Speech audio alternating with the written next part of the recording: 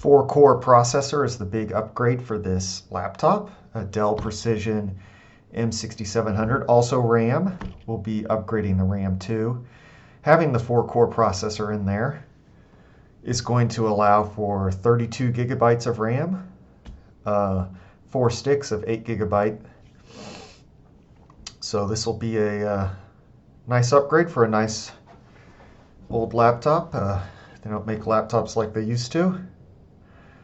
All right, doing the obvious thing, powering it off, flipping it over, removing the battery. Comes out like so. All right, set it over to the side. Okay. So go ahead and remove the back case. There's just 2 screws to remove the back case. These screws are M2x5, which I've marked on the paper there. On the case, it has the letter P with a circle around it, indicating where the screw goes. You can accidentally screw this in before you put on the back case when you're reassembling it. No big deal at all, just give me a little heads up. I also just swapped out the screws there. There were small screws in the laptop. I'm not sure if that's right or not. Maybe let us all know in the comments. The CD has a unique size screw. And now we're back to those M2 by 5 screws. All over the back of the laptop here is the P circle and the D circle. Just removing screws pretty much anywhere I see one. And then I also need to remove the CPU fan, which is the bigger fan, and gently get that cord out of the connector. Great. There's the old RAM. There's the new RAM. Very easy to pop in. Okay, again, looking all over. I did count the screws here, so that was helpful. So 5, 10, 15, 18 screws.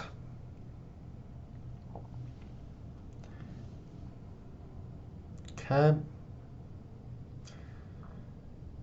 Just pulling off whatever that thing is. I think a bezel, keyboard bezel. So there are 3 M2x5 screws, and now there were 5 M2.5 by 3 screws. Okay, that's what that laptop looks like. It's got those screws well labeled. It's nice to work with. First time I took apart a laptop up at K-State. As a college student, I promised I would never do it again, but here I am. This laptop was actually easier. There was a plastic thing saying no RAM. That's because there was a 2-core processor in there, but I'm replacing it right now, so that's okay. Just getting all the thermal paste off there. I've done this a few times, and putting the paper towel on there helped. It's notched. I'm trying to show you.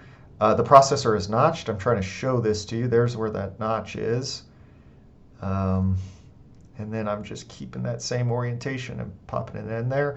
It should just fall into place. If it doesn't, don't force it. You'll bend a pin.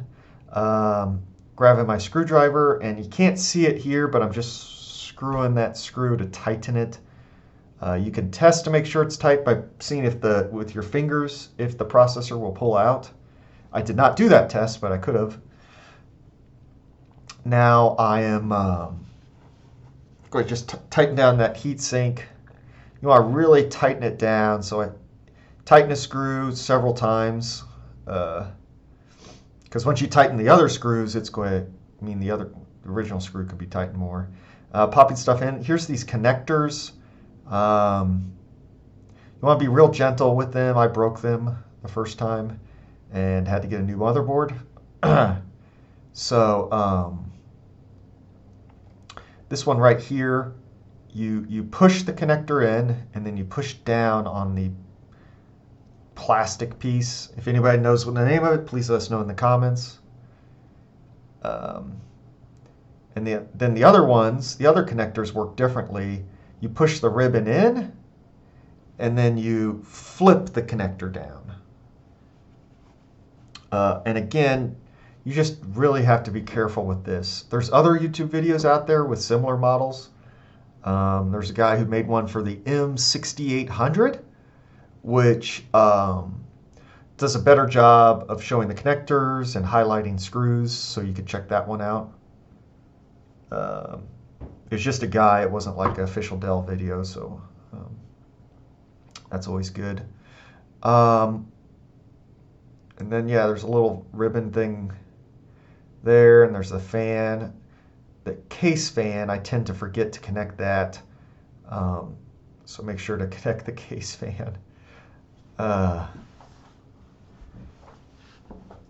Which is on the left. All right, just popping in screws.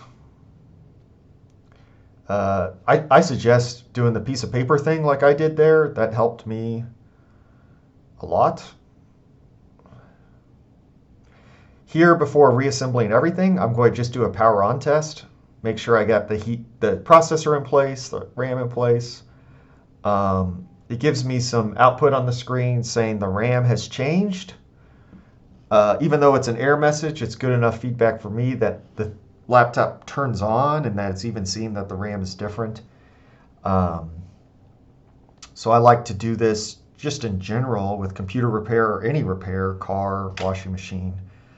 Before I reassemble absolutely everything, test the change that I made, the part that I've added, to make sure it's at least working at all. You know, most of the time you'll have a full failure, you know, kind of thing. So now that I know my processor is working, I'm just reassembling everything.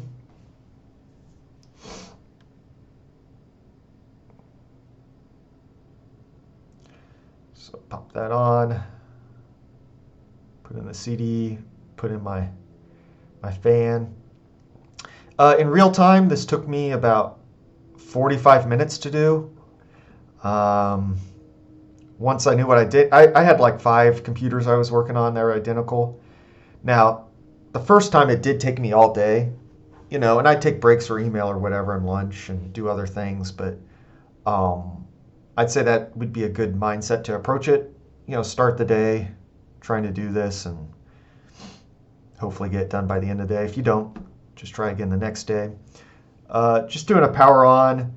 I need to install an OS. Don't have an OS, but that I don't really need an OS to test this, so I'm going to go into the BIOS. And what we'll see here is just the RAM. Okay, I've got 4 sticks of 8 GB for a total of 32. Yay! And then the processor's lower down there, and I see it's now a 4-core processor. So this upgrade is a success.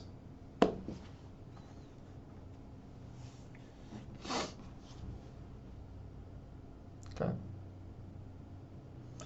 We'll have my my Great Swiss Mountain Dog revisit and a Kansas City Shuttlecock visit us. So good luck, everybody, and